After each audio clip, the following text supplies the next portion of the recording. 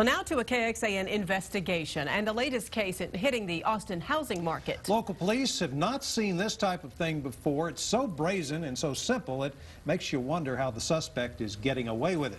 KXAN lead investigator Chris Willis joins us now with more on the investigation that's left realtors outraged and law enforcement careful not to jump the gun. Chris?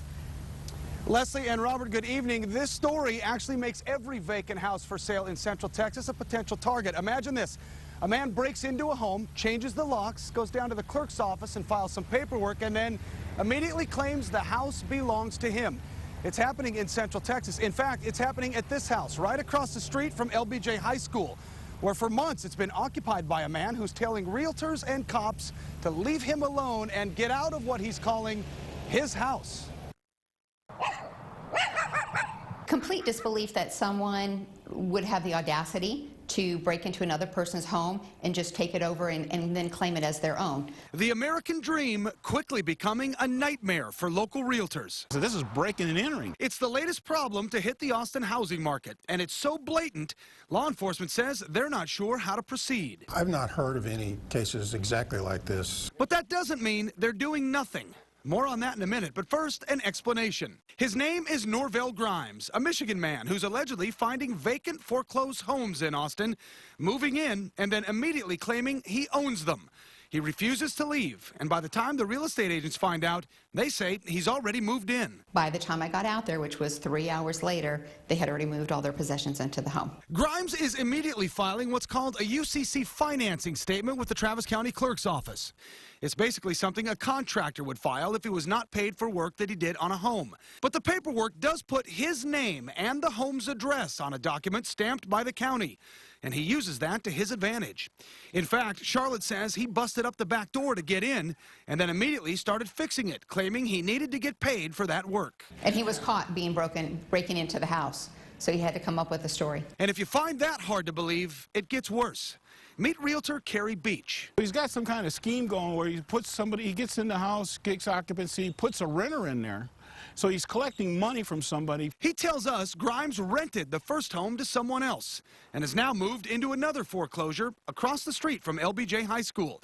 That's the property that Beach is trying to sell. The police tell me it's a civil matter. That bewilders me because I can't understand how can someone break and enter and trespass on a property, hang a sign that says private property, and say, it's mine. And that might be the case again.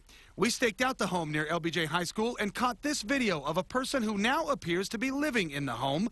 The license plate on the car is not registered with our background check. Our investigation also found Norvell Grimes did time in Michigan, convicted of drug charges, and also faced felony firearms charges, weapons charges, and forgery charges that were later dropped. We decided not to knock at his door, but did send him emails asking him to clarify. Those were not returned. And we later tracked him to another address, which is also behind bars. A $500,000 foreclosed home on Lake Austin with 100 feet of waterfront property. He wasn't there. So how can a person break into a home and claim it's his and not get arrested? It's progressing. I know he made some contact with some folks recently that he's speaking with, so we're kind of starting to get some of the pieces of the puzzle put together. We spoke with APD, who's been to that house, and we get the impression they don't like to show their hand during an investigation. But if warranted, they're quick to go all in. This is the first of its kind in Central Texas, and that means the investigation is deliberate and accurate, which echoes from APD to the Travis County Sheriff's Office. The case has been transferred over to our white-collar crimes unit, and they're doing an investigation along with the DA's office. And there you see the no trespassing private property signs. Mr. Grimes is also claiming what's called adverse possession on these homes. It's a legal real estate term that legal experts tell me doesn't apply here, mainly because the banks still own these homes that they foreclosed on, and they question the manner in which Mr. Grimes got in the first place. The White Collar Crimes Unit and APD tell me that since this is a first-of-its-kind case, they are moving deliberately rather than quickly so they can make sure they have all their ducks in a row to prevent it from happening again. Meantime, real estate agents have had offers on these homes to buy them, but they simply can't sell them because the people inside will not get out.